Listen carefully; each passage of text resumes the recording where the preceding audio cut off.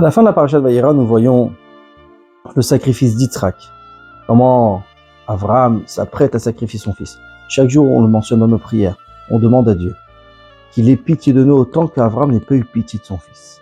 Puisqu'il il a emmené un sacrifice tachat beno à la place de son fils.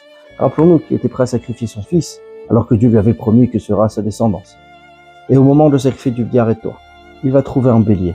Ce bélier l'approchera en sacrifice, mais comme la Torah mentionne, à la place de son fils.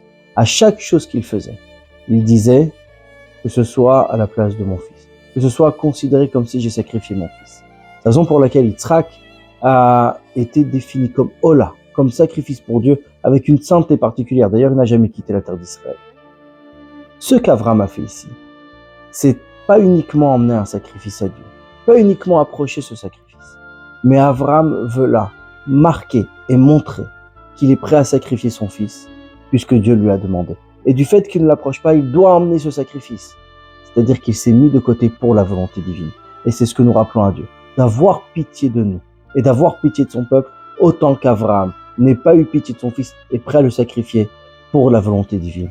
Et que, de la même manière, Dieu puisse écouter toutes nos prières, et jusqu'à la prière la plus grande et l'ultime prière que nous attendons, celle de la venue du Mashiach. Shabbat Shalom à tous.